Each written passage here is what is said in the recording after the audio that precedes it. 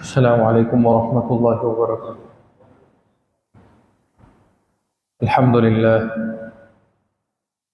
للہ نحمده ونستعینه ونستغفره ونؤمن به ونتوکل علیہ ونعوذ باللہ من شرور انفسنا ومن سیئات اعمالنا، من يهده الله فلا مضل له ومن يضلله فلا هادي له، ونشهد أن لا إله إلا الله وحده لا شريك له، ونشهد أن سيدنا ومولانا محمدا عبده ورسوله.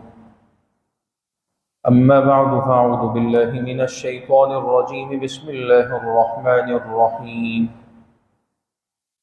والفجر وليال عشر والشفع والوتر. وقال النبي صلى الله عليه وسلم: أفضل أيام الدنيا أيام العشر، أو كما قال عليه الصلاة والسلام. صدق الله العظيم وصدق رسوله النبي الكريم، ونحن على ذلك لمن الشاهدين والشاكرين، والحمد لله رب العالمين. تمام احباب ایک مرتبہ درود شریف پڑھیں. اللهم صل على محمد وعلى آله كما صليت على إبراهيم وعلى آل إبراهيم. اللهم بارك على محمد وعلى آل إبراهيم إنك. ذات محترم، جیسا کہ آپ جانتے ہیں کہ اسلامی سال کا آخری مہینہ ذو الحجہ کا آغاز ہوا ہی چاہتا ہے. اسی مناسبت سے ہماری آج کی گفتگو کا عنوان بھی ہے کہ عشرہ ذی الحجہ کے فضائل و مسائل. چونکہ انتہائی اہم فضیلت اور اہمیت والا مہینہ ہے، اور خاص طور پر اس مہینے کے پہلے 10 دن، تو اس لیے جاننا ضروری ہے کہ ہم ان 10 دنوں کو کیسے گزاریں، کرنے کے کیا کام ہیں، چھوڑنے کے کیا کام ہیں، فرائض کیا کیا ہیں. ان 10 دنوں کی اہمیت اور فضیلت قرآن کریم میں بھی آئی، احادیث میں بھی آئی، اور یہ اللہ کا احسان ہے. کیونکہ عموماً انسان غفلت کا شکار ہو جاتا ہے، اللہ سے غافل ہو جانا، دور ہو جانا، اور یہ غفلت انسان پر بہت سارے مسائل کا دروازہ کھول دیتی ہے. بہت بڑا عذاب ہے غفلت، اللہ سے دور ہونا. اسی غفلت کو دور کرنے کے لیے اللہ تعالیٰ کا بندوں پر احسان ہے کہ اللہ نے ایسے راتیں دیتی، دن دیتی ہے، مہینے دیتی ہے، کہ ان دنوں کے اندر، ان مہینوں کے اندر، ان خاص اوقات اور لمحات کے اندر انسان اللہ کی طرف رجوع کرتا ہے، تھوڑا سا متوجہ ہوتا ہے، تو اللہ کی رحمت کا ایک سمندر کھل جاتا ہے. اللہ کی رحمت فوراً متوجہ ہو جاتی ہے اور وہ غفلت دور ہو جاتی ہے. اور اس غفلت کے دور ہونے کی وجہ سے انسان روحانی طور پر مضبوط ہو جاتا ہے. تو اس اعتبار سے بھی یہ مہینہ اور اس مہینے کے خاص طور پر 10 دن بڑے اہم ہیں کہ اپنی اس غفلت کو دور کرنے کا اللہ ہمیں پھر سے موقع دیتا ہے. تو اس لیے ان 10 دنوں کو اچھی طرح سمجھنا ہے کہ ہم نے کیا کرنا ہے اور کس طرح سے ان دنوں کو گزارنا ہے.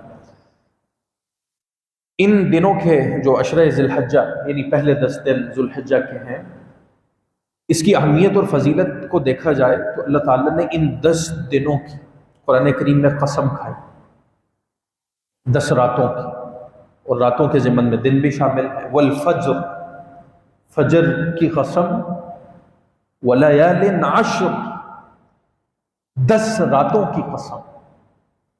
اور آپ اقسام القرآن یعنی اللہ تعالیٰ نے جن جن چیزوں پر قرآن کریم میں قسمیں اٹھائیں وہ کوئی معمولی چیزیں نہیں. اللہ کا کسی چیز پر اور کسی چیز کی بنیاد پر قسم کھانا وہ کوئی معمولی بات نہیں. تو اللہ چونکہ ان 10 دنوں کی 10 راتوں کی قسم اٹھا رہے ولیال عشر، اور ان 10 راتوں سے مراد وہ عشرہ ذی الحجہ کی 10 رات، اور اس ضمن میں دن بھی آ جاتے ہیں. تو اس سے اہمیت اور فضیلت ذات محترم کھل جانی چاہیے. پھر اسی طرح سورہ حج میں اللہ تعالیٰ نے فرمایا کہ یہ معلوم دن ہے ان معلوم دنوں میں، یعنی یہ مخصوص دن 10 دن، ان میں اللہ کا ذکر کرو۔ سورہ حج کے اندر یہ بات موجود ہے۔ احادیث کے ضمن میں اگر ان 10 راتوں کا جائزہ لیا جائے تو اللہ کے نبی صلی اللہ علیہ وسلم نے ان 10 دنوں کی فضیلت اور اہمیت کو ہمارے سامنے رکھتے ہوئے بیان فرمایا کہ افضل ایام الدنیا ایام العشر، کہ دنوں میں سب سے افضل ترین دن وہ یہی 10 دن، ذوالحجہ کے 10 دن، پہلا عشر۔ اور ایک حدیث مبارکہ میں نبی کریم صلی اللہ علیہ وسلم نے فرمایا کہ مل عمل فی ایام افضل منها فی هذه، کہ ان 10 دنوں میں کیے جانے والا ہر عمل اللہ کو بقیہ دنوں کی نسبت بہت زیادہ محبوب ہے۔ یعنی ایک عمل عام دنوں میں کیا جاتا ہے، لیکن ایک عمل ان 10 دنوں میں خاص طور پر کیا جاتا ہے، اس کی اہمیت، فضیلت وہ بڑھ جاتی ہے اس نسبت سے کہ وہ اللہ کو محبوب ہے۔ اور بلکہ نبی کریم صلی اللہ علیہ وسلم سے اس پر سوال کیا گیا کہ وَلَا الْجِهَادُ فِي سَبِيلِ اللَّهِ، کیا جہاد فی سبیل اللہ سے بھی بڑھ کر اللہ کو ان دنوں میں نیک اعمال محبوب ہے؟ تو نبی کریم صلی اللہ علیہ وسلم نے فرمایا کہ ہاں، قال وَلَا الْجِهَادُ فِي سَبِيلِ إِلَّا رَجُلٌ خَرَجَ يُخَاطِرُ بِنَفْسِهِ وَمَالِهِ فَلَمْ يَرْجِعْ بِشَيْءٍ، ہاں، ایک شخص جو جہاد فی سبیل اللہ میں شرکت کرتا ہے اور اپنا جان اور مال لگاتا ہے اور پھر کچھ بھی واپس نہیں لے کر آتا، ہاں، وہ پھر ان 10 دنوں میں نیک اعمال کرنے والے سے بھی بڑھ جائے۔ تو اس سے معلوم ہو جانا چاہیے جہاد فی سبیل اللہ کوئی معمولی کام تو نہیں کہ انسان اپنی جان اور اپنا ہر سب کچھ لے کر اللہ کے حضور چلا جاتا ہے۔ اللہ کے نبی صلی اللہ علیہ وسلم فرما رہے ہیں کہ اتنا محبوب عمل ہے ان 10 دنوں میں اللہ کے، جب انسان کوئی نیک عمل کرتا ہے۔ اور پھر اسی طرح ایک اور حدیث مبارکہ میں نبی کریم صلی اللہ علیہ وسلم نے فرمایا کہ ما من ایام اعظم عند اللہ ولا احب الیہ من العمل فیہن من هذه الايام، مضمون وہی ہے کہ اللہ کے نزدیک ان دنوں میں کیے جانے والا کوئی بھی عمل اللہ کے ہاں اس سے بڑھ کر اللہ کو اور کوئی عمل محبوب نہیں۔ تو اس لیے ذات محترم ان ایام کو ہم نے کس طرح سے گزارنا ہے ان فضائل اور اس اہمیت کے تناظر میں، کہ دیکھیں سب سے پہلے جو کرنے کے کام ہیں، ان کرنے کے کاموں میں ہم عبادات کی طرف خاص توجہ دیں، اور عبادات میں سے بھی فرائض، کوئی فرض نہ چھوڑے۔ ان ایام میں چونکہ اللہ کو محبوب اعمال ہے نا، اور اعمال میں سب سے زیادہ اہمیت فرض کی ہے، فرائض، کہ انسان اپنے فرائض کو پورا کرے۔ ایک انسان فرض نمازی نہیں پڑھ رہا، فرض کو چھوڑ کر نوافل اللہ کے ہاں کوئی اہمیت نہیں رکھتا۔ ہاں، فرائض کو پورا کرنے کے بعد انسان نوافل کی طرف متوجہ ہوگا، تو فرائض کو چونکہ ادا کر لیا، ان کی اپنی اہمیت، پھر ان کو ادا کرنے کے بعد نوافل کی پھر اپنی اہمیت۔ تو سب سے پہلا اور بنیادی کام کرنے کے کاموں میں سے وہ عبادات کی طرف ہم نے متوجہ رہنا ہے تاکہ غفلت دور ہو، اور ان عبادات میں بھی کوشش کرنی ہے فرائض پورے، سب سے پہلے نماز نہ چھوٹیں، اور پھر اسی طرح فرائض کے ساتھ ساتھ نوافل کا بھی خوب اہتمام کریں، کیونکہ اللہ کو محبوب عمل ہے نا، تو انسان نوافل کی طرف اپنے آپ کو لے کر آئے گا فرائض کے بعد، تو وہ عمل بھی اللہ کے ہاں بہت زیادہ محبوب ہے۔ صحابہ کا یہی طرز عمل تھا، بہت سارے اسلاف اکابرین ان ایام کو کس طرح سے خاص بناتے تھے اپنے لیے، کہ حضرت سعید بن جبیر رضی اللہ تعالیٰ عنہ کے بارے میں آتا ہے کہ اذا دخل ایام العشر، کہ جب یہ 10 دن آتے تھے، اجتہد اجتہادا شدید، عبادات کے حوالے سے بالکل ایک رویہ بدل جاتا تھا، اتنی محنت کرتے تھے کہ حتی ما یکاد یقدر علیہ، کہ اس سے زیادہ پر وہ قدرت ہی نہیں رکھتے تھے، مطلب اس قدر انتہا کی محنت ہوتی تھی عبادات کے حوالے سے، عبادات کی طرف اس طرح رجحان ہوتا تھا۔ تو اس لیے فرائض کا اہتمام ہو، نوافل کا اہتمام ہو، صدقہ و خیرات ہو، قرآن کریم پڑھنا، ذکر و اذکار کرنا، اسی طرح اس کے ساتھ ساتھ توبہ و استغفار بھی ہو، انسان ان دنوں کو قیمتی بناتا ہے، وہ اللہ کی طرف رجوع کرے، جتنا ممکن ہو سکے، جتنا اللہ کا قرب حاصل کر سکے، اپنے گناہوں، توبہ و استغفار، اپنے گناہوں پر معافی مانگے، اور توبہ و استغفار کے بے شمار فضائل۔ پھر اسی طرح دوسرا جو کام اہم ہے، وہ جو ان 10 دنوں میں کرنے کا ہے، جہاں پر ہم نے عبادات کو دیکھنا ہے، نیک اعمال کو دیکھنا ہے، فرائض نوافل کا اہتمام کرنا ہے، وہیں پر گناہوں سے بچنا ہے۔ اب دیکھیں، جن ایام میں نیک عمل کی قدر بڑھ جاتی ہے، وہیں پر گناہ کا وبال بھی بڑھ جاتا ہے نا، دونوں چیزیں ساتھ ساتھ چلتی ہیں۔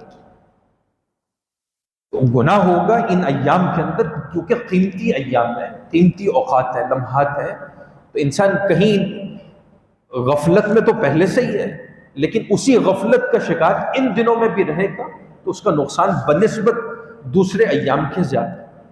تو اس لیے گناہوں سے اجتناب ہو، جہاں تک ممکن ہو سکے، ہر طرح کا گناہ، اور اس کو اپنی عادت بنانی چاہیے زندگی میں۔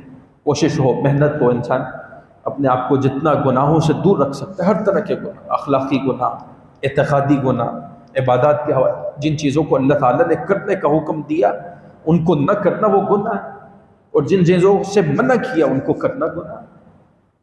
سادہ سی تعریف ہے گناہ کی۔ تو ان چیزوں سے انسان اپنے آپ کو دور رکھے، یہ دوسرا بنیادی کام ہے جو کہ ہم نے ان دنوں میں کرنا۔ تیسرا اہم کام ذکر، اللہ کا ذکر، کثرت سے تکبیرات کا اہتمام۔ ایام تشریق آئیں گے تو ایام تشریق میں تو تکبیر ویسے ہی ہر نماز کے بعد پڑھنا ضروری ہوتا ہے، لیکن ویسے بھی چلتے پھرتے، اٹھتے بیٹھتے اللہ کے ذکر میں اپنے آپ کو مصروف رکھیں۔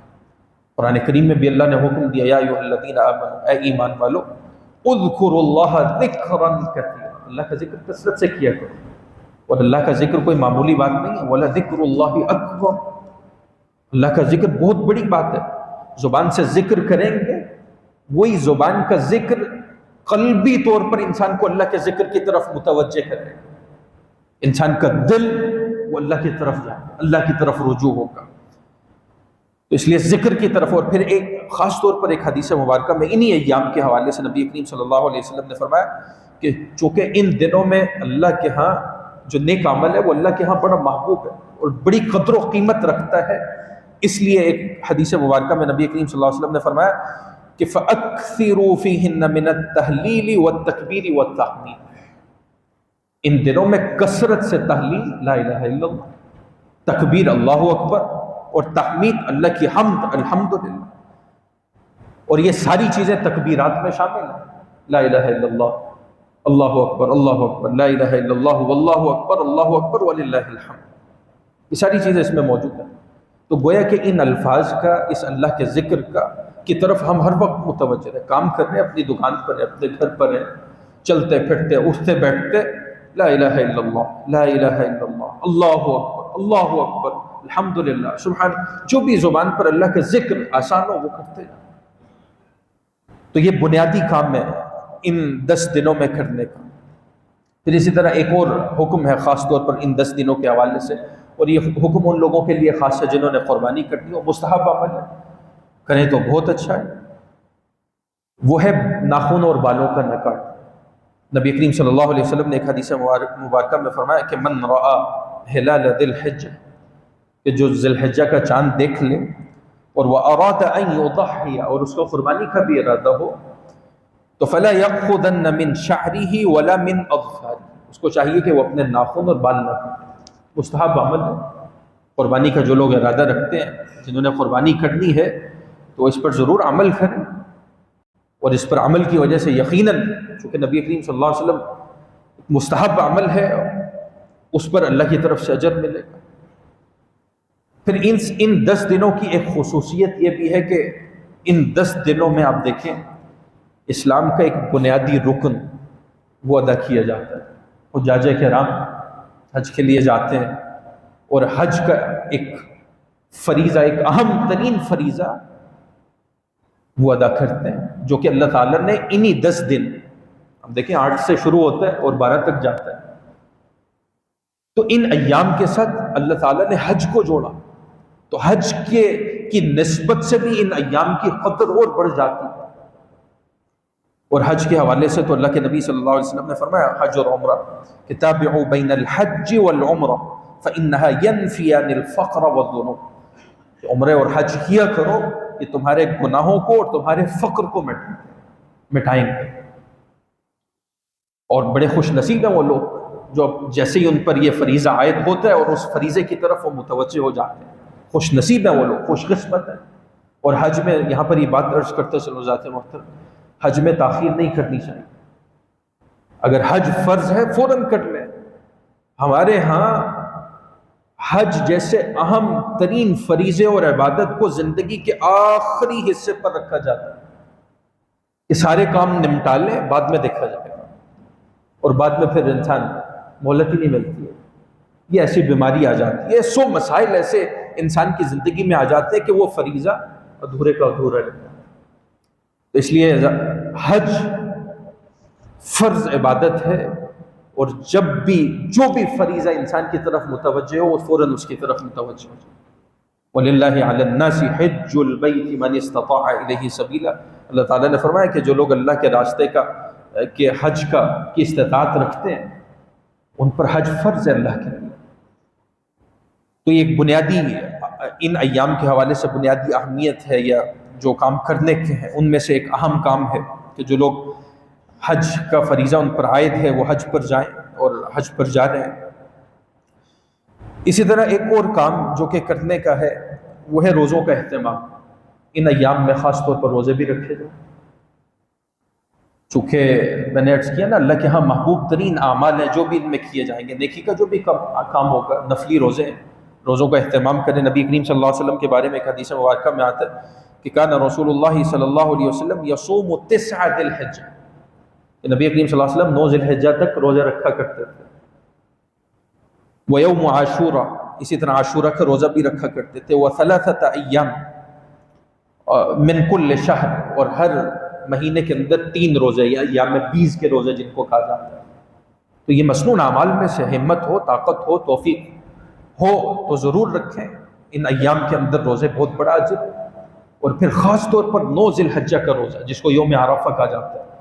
یوم عرفہ یہ حج کا رکن اعظم ہے، اس کے بغیر حج نہیں ہوتا، کہ یہ وہ دن ہے کہ جس دن حجاج کرام عرفات کے میدان میں اکٹھے ہوتے ہیں، وقوف عرفہ کرتے ہیں، اللہ سے مانگتے ہیں، دعائیں کرتے ہیں، گڑ گڑاتے ہیں، اور کیا عجیب منظر ہوتا ہے۔ اللہ ہم سب کو حرمین شریفین کی بادب حاضری بار بار نصیب فرمائے۔ تو یوم عرفہ کا ایک تو ان 9 دنوں کے اندر روزے کی الگ اہمیت اور فضیلت، لیکن عرفہ کے دن کا روزہ اس کی الگ فضیلت نبی کریم صلی اللہ علیہ وسلم نے ایک حدیث مبارکہ میں ارشاد فرمائی کہ صیام یوم عرفہ احتسب علی اللہ ان یکفر السنۃ التي قبل والسنۃ التي بعد، کہ میں اللہ سے اس بات کی امید رکھتا ہوں کہ عرفہ کے دن کا روزہ انسان کے 1 سال قبل اور 1 سال بعد کے گناہوں کا کفارہ بنتا ہے۔ اب دیکھیں مختصر سا عمل ہے لیکن اللہ کے ہاں بہت بڑا اجر رکھتا ہے۔ اور عرفہ کے دن کے حوالے سے تو خاص طور پر نبی کریم صلی اللہ علیہ وسلم نے ایک دعا بھی بتائی کہ خیر الدعاء دعاء یوم عرفہ، سب سے بہترین دعا وہ عرفہ کے دن کی دعا ہے۔ اور وہ دعا کیا ہے؟ فرمایا کہ ما قلت انا والنبیون، کہ وہ دعا میں بھی پڑھتا ہوں اور بقیہ انبیاء نے بھی پڑھی، اور وہ چوتھا کلمہ لا الہ الا اللہ وحدہ لا شریک لہ لہ الملک و لہ الحمد وہو علی کل شیء قدیر۔ یہ خاص وظیفہ ہے یوم عرفہ کا۔ عرفہ کے دن چوتھے کلمے کو اپنی زبان پر رکھیں۔ اب دیکھیں نبی کریم صلی اللہ علیہ وسلم فرما رہے ہیں کہ میں اور مجھ سے پہلے انبیاء انہوں نے یہ وظیفہ کیا، پڑھا، تو کوشش کی جائے کہ عرفہ کے دن کا روزہ بھی ہو اور اس کو قیمتی بناتے ہوئے ہم اس طرح سے اللہ کے ذکر میں اپنے آپ کو مصروف رکھیں۔ اور یہ وہ دن ہے ذات محترم، عرفہ کے دن کی خصوصیت کیا ہے؟ ایک تو حج کا رکن اعظم، اور دوسرا اس کی سب سے بڑی خصوصیت یہ ہے کہ اللہ تعالیٰ نے اسی دن دین اسلام کو مکمل کیا۔ سورہ مائدہ کی جو آخری آیت جو اتری جس میں اللہ تعالیٰ نے تکمیل دین کا اعلان کیا کہ الیوم، آج کے دن، وہ آج کا دن کون سا تھا؟ وہ جب نبی کریم صلی اللہ علیہ وسلم نے حج کیا اور اس حج میں عرفہ کا میدان تھا، یوم عرفہ، اس دن اللہ تعالیٰ نے وہ آیت مبارکہ اتاری اور دین کی تکمیل کا اعلان کیا کہ آج میں نے تمہارے لیے تمہارا دین مکمل کر دیا۔ وَأَتْمَمْتُ عَلَيْكُمْ نِعْمَتِي، اور میں نے تم پر اپنی نعمت کو مکمل کر دیا، وَرَضِيتُ لَكُمُ الْإِسْلَامَ دِينًا، اور تمہارے لیے اسلام کو بطور دین پسند کر دیا۔ یہ بھی ایک بہت بڑی خصوصیت ہے یوم عرفہ کی۔ تو اس لیے جہاں پر بقیہ ایام کو ہم قیمتی بنائیں، اس کے اندر روزہ رکھیں، اس کے اندر عبادات کی طرف عبادات کا اہتمام ہو، گناہوں سے بچنا ہو، تسبیح ہو، تحلیل ہو، تحمید ہو، اللہ کا ذکر ہو، وہاں پر خاص طور پر یوم عرفہ کو قیمتی بنائیں۔ اور یوم عرفہ کے حوالے سے بسا اوقات یہ سوال کیا جاتا ہے کہ ہم سعودی عرب کے اعتبار سے روزہ رکھیں گے یا اپنے ملک کے اعتبار سے روزہ رکھیں گے؟ دیکھیں، دل کو تسلی نہیں ہوتی تو دونوں رکھ لیں، ان کے حساب سے بھی رکھ لیں، اپنے حساب سے بھی رکھ لیں۔ لیکن دیکھیں، یہاں پر ہم سمجھنے کی بات یہ ہے کہ ہم روزہ اپنے ملک کے چاند کے اعتبار سے رکھتے ہیں یا ادھر سے رکھتے ہیں؟ ہم عیدین، عید الاضحیٰ اور عید الفطر اپنے ملک کے چاند کے اعتبار سے رکھتے ہیں یا سعودی عرب کے حساب سے رکھتے ہیں؟ اپنے ملک کے حساب سے رکھتے ہیں نا۔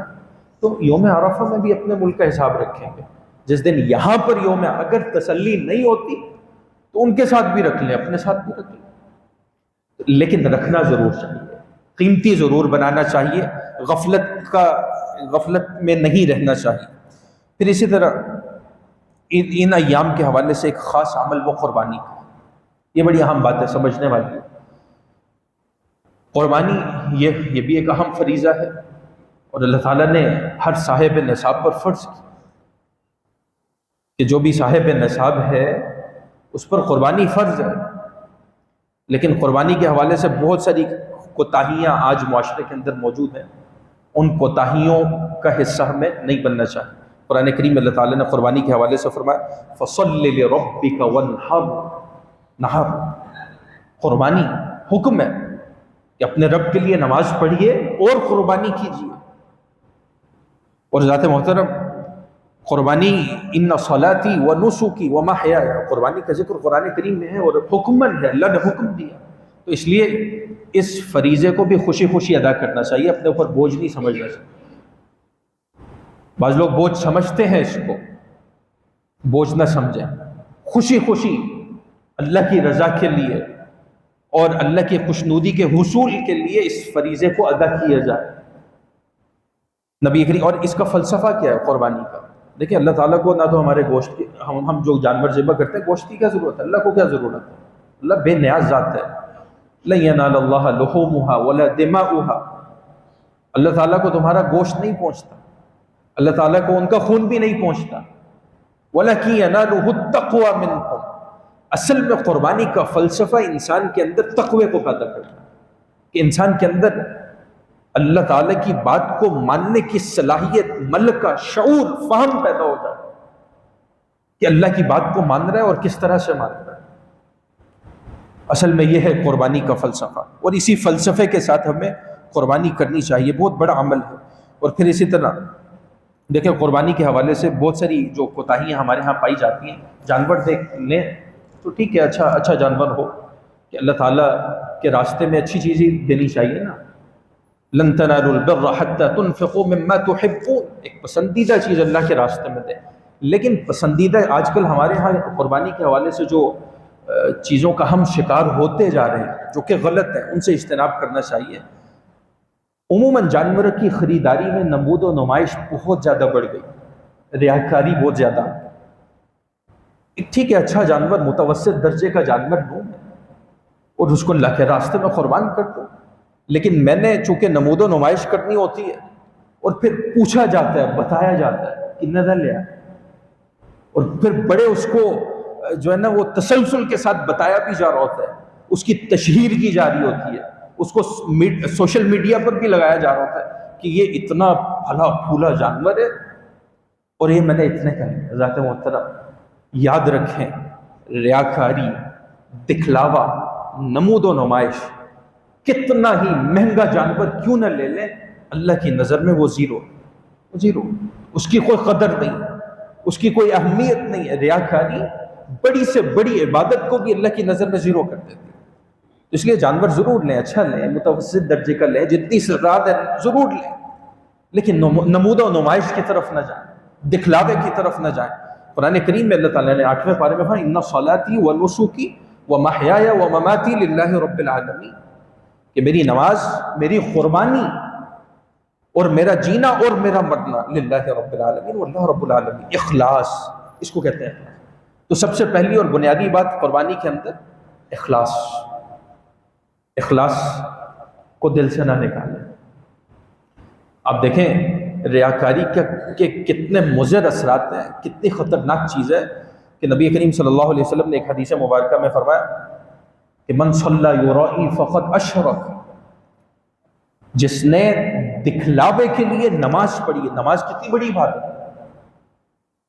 ہم یہاں پر نماز کے لیے جمع ہوئے، عبادت کتنی بڑی عبادت ہے، لیکن نیت کے بدلنے سے یا نیت کے اندر فتور آنے سے اس نماز کا بالکل سٹیٹس ہی بدل گیا کہ پہلے کی عبادت تھی لیکن ریاکاری آئی تو نبی کریم صلی اللہ علیہ وسلم نے فرمایا فقط اشرک، اس نے شرک کی. اب خود اندازہ لیں کہاں عبادت اور کہاں شرک.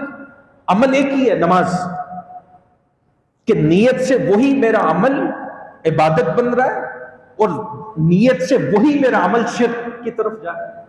بالکل اسی طرح قربانی ہے کہ قربانی اگر اخلاص کے ساتھ ہے تو وہی میرا عمل میری قدر اللہ کی نظر میں بڑھا رہا ہے، مجھے اللہ کا محبوب بندہ بنا رہا ہے. لیکن دوسری طرف ریاکاری والی نیت، چاہے جتنا مرضی پیسہ خرچ کر لوں قربانی کے جانوروں پر، وہ عمل میرا، وہ نیت، وہ نمود و نمائش، وہ دکھلاوا، وہ مجھے اللہ کی نظر میں زیرو کرنا ہے، میری اہمیت اور قدر کو اور گرا رہا ہے. تو اس لیے نیتوں کے اندر اخلاص پیدا کرنا، نیتوں کے اندر کھوٹ نہیں ہونا چاہیے. لوگوں کو میں نے دکھا بھی دیا تو لوگ مجھے کیا دیں گے؟ ذرا سوچیں. میں نے لوگوں کو نمود و نمائش کی، میں نے لوگوں کو دکھلاوا، میں نے میڈیا، سوشل میڈیا پر اس کی اچھی خاصی تشہیر کر دی کہ میں نے اتنا مہنگا جانور لیا. مجھے کیا لوگ دیں گے؟ میرا تو نقصان ہی ہے نا. میرے بھی خرچ ہوئے، میرا وقت بھی ضائع ہوا اور بقیہ چیزیں بھی میں نے کی اور مجھے حاصل بھی کچھ نہیں ہوا. نہ اللہ کی رضا ملی، نہ لوگوں سے کچھ ملا. یا تو لوگوں سے کچھ ملنا ہوتا نا تو پھر سمجھ میں آتی ہے میں دکھلاوا کرتا، نمود و نمائش. تو اس لیے ذات محترم یہ صرف قربانی کی بات نہیں ہے، ہر عمل کے اندر اخلاص ضروری ہے. آپ 1 روپیہ دے رہے ہیں، آپ 1 لاکھ روپے اللہ کے راستے میں خرچ کر رہے ہیں، آپ 1 کروڑ روپے اللہ کے راستے میں خرچ کر رہے ہیں، آپ اپنی پوری جائیداد اللہ کے راستے میں خرچ کر رہے ہیں. اصول یہی ہے کہ نیت کے اندر اخلاص. اخلاص ہے تو 1 روپے کی قدر بھی اللہ تعالیٰ بہت بڑھاتے ہیں. اخلاص نہیں ہے تو وہ کروڑوں بھی زیرو ہو جائے. تو اس لیے نبی کریم صلی اللہ علیہ وسلم نے فرمایا من صلی یرائی فقد اشرک. جس نے نماز دکھلاوے کے لیے پڑھی اس نے شرک کیا. ومن صام یرائی فقد اشرک. جس نے دکھلاوے کے لیے روزہ رکھا، روزہ کتنی بڑی عبادت ہے، فقد اشرک، فرمایا اس نے شرک کیا. ومن تصدق یرائی فقد اشرک. جس نے دکھلاوے کے لیے صدقہ کیا، فرمایا اس نے بھی شرک. تو اس لیے پہلی اور بنیادی بات کہ ہم ریاکاری سے اپنی اس قربانی کے عمل کو بچائیں. دوسری اہم بات قربانی کے حوالے سے، عموماً جب قربانی کا موسم آتا ہے بہت ساری غلط فہمیاں پھیلائی جاتی ہیں. او جی یہ پیسے کسی کو دیتے ہیں، یہ کسی یتیم بچی کی شادی کرتے ہیں، کسی بیوہ کو دیتے ہیں، چلو فلسطین بھیج دیتے ہیں. یاد رکھیں جس پر قربانی فرض ہے اس پر قربانی ہی فرض ہے. آپ اس قربانی کے پیسے کو کسی اور مد میں استعمال نہیں کر سکتے. آپ فلسطین بھیجیں سو بھیجیں، زکوٰۃ ہے، صدقات ہیں، اس مد میں لاکھوں بھیجیں، کس نے منع کیا؟ لیکن قربانی کے پیسوں سے قربانی ہی کرنی ہے، جانور کی گردن پر چھری ہی چلانی ہے، کوئی اور کسی اور مد میں وہ پیسے استعمال نہیں کر سکتے. یتیم بچی کی شادی کروائیں، کس نے منع کیا؟ کسی بیوہ کو خرچ دیں، کس نے منع کیا؟ لیکن اس کے لیے زکوٰۃ ہے، پورا ایک سسٹم ہے موجود ہے، اس سسٹم میں رہ کر آپ کریں. لیکن آپ قربانی کو ہی کیوں بنیاد بنا کر یہ باتیں کرتے ہیں؟ اور یاد رکھیں یہ جو لوگ اس طرح کی باتیں کرتے ہیں نا، ان کا مقصد دوسروں کی مدد کرنا نہیں ہوتا. ان کا مقصد اصل میں قربانی جیسے اہم فریضے پر نقد کرنا ہوتا ہے، لوگوں کے دلوں سے اس کی اہمیت کو ختم کرنا ہے. آپ یہی لوگ آپ دیکھیں جو سوشل میڈیا پر ابھی شروع ہو جائیں گی اس طرح کی باتیں، آپ ان سے یہ پوچھیں بھائی آپ یہ سوال آپ ان سے کیوں نہیں کرتے ہو جو لوگ شادیوں پہ کروڑوں روپے خرچ کرتے ہیں، بیجا اسراف کرتے ہیں، گناہوں کے کاموں میں خرچ کرتے ہیں؟ تب تو یہ سوال نہیں اٹھتا. ایک آدمی اس کی ضرورت ایک گاڑی سے پوری ہو رہی ہے، اس نے 10 گاڑیاں رکھی ہوئی ہیں، آپ یہ سوال اس سے تو نہیں کرتے۔ ایک آدمی اپنی ضرورت ایک چھوٹے موبائل سے پوری کر سکتا ہے، اس نے اتنا بڑا مہنگا موبائل رکھا ہوا ہے، آپ اس سے تو نہیں یہ سوال کرتے۔ قربانی پر ہی کیوں آ کر آپ کا کی سوئی اٹکتی ہے؟ تو مقصد دوسروں کی مدد کرنا نہیں ہوتا، وہ کسی یتیم کے خیر خواہ نہیں ہے، وہ کسی بیوہ کے خیر خواہ نہیں ہے۔ مقصد اصل میں قربانی سے توجہ ہٹانا، اس اہم فریضے سے دور کرنا ہے، اس غیر معمولی عبادت کو لوگوں کے دلوں میں معمولی بنانا ہے۔ اس لیے ایسی باتوں کی طرف نہیں جانا، توجہ نہیں کرنی ہے، اہم فریضہ ہے، اس اہم فریضے کو اچھے طریقے سے ادا کریں اور صحیح بھرپور طریقے سے اس کی ادائیگی ہو۔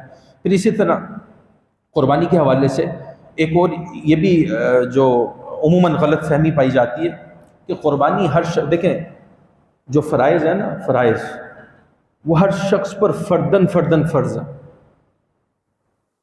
نماز فرض ہے نا، اب میں اپنے ابا جی کی جگہ ابا جی کی نماز تو نہیں پڑھ سکتا نا، اپنی ہی نماز پڑھوں گا نا۔ تو قربانی میں عموماً لوگوں سے بات سننے میں آتی ہے اور لوگ پوچھتے بھی ہیں، وہ جی ایک ہی جانور لے آئے چھوٹا، وہ میاں بیوی دی طرفوں اسی قربانی کر دے۔ انا للہ، قربانی اگر فرض ہے تو اکیلے یعنی ایک فرد پر فرض ہے، ایک فرد چھوٹے جانور میں ایک ہی حصہ ہو سکتا ہے نا، بڑے جانور میں آپ 7 لوگ شامل ہو سکتے ہیں، لیکن اگر میاں بیوی پر اگر الگ سے قربانی فرض ہے، وہ صاحب نصاب ہے، خامد الگ سے صاحب نصاب ہے، تو دونوں پر قربانی واجب ہے، دونوں اکٹھی قربانی کر کے بس خلاصی ہو۔ غلط بات ہے۔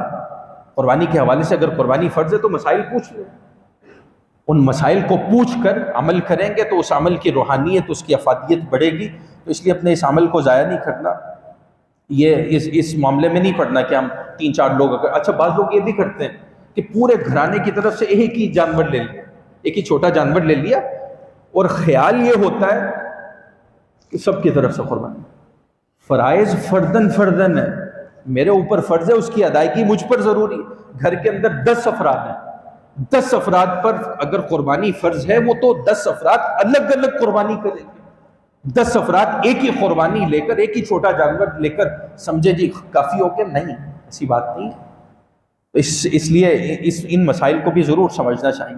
پھر اسی طرح حضرات محترم، قربانی کے حوالے سے نبی کریم صلی اللہ علیہ وسلم نے جو فضائل ارشاد فرمائے، وہ قربانی کا جانور کوئی معمولی نہیں ہے، جو عمل کیا جاتا ہے یہ کوئی معمولی عمل نہیں ہے، اللہ کے ہاں بڑا معنی رکھتا ہے۔ اسلام نے جتنا بھی ہمیں احکام دیے وہ کوئی معمولی احکام نہیں ہے، انسان کی زندگی پر کئی حوالوں سے ان کا بڑا گہرا اثر ہوتا ہے۔ ایک تو عبادت ہے، معاشی اعتبار سے دیکھیں کہ کتنا ایک بڑا سرکل ہے کہ بہت سارے لوگ اس میں شامل ہوتے ہیں، بہت سارے لوگ اس سے فائدہ اٹھاتے ہیں معاشی اعتبار سے۔ پھر اخلاقی پہلو کے اعتبار سے کئی چیزیں اس قربانی کے اندر۔ تو کہنے کا مقصد یہ کہ ایسی عبادت ہے جس کا کئی جہتوں سے انسان کی زندگی پر اثر پڑا ہوتا ہے، کوئی معمولی چیز نہیں ہے۔ تو اس لیے آخرت کے اعتبار سے بھی یہ فائدہ مند ہے اور دنیاوی اعتبار سے بھی فائدہ مند ہے۔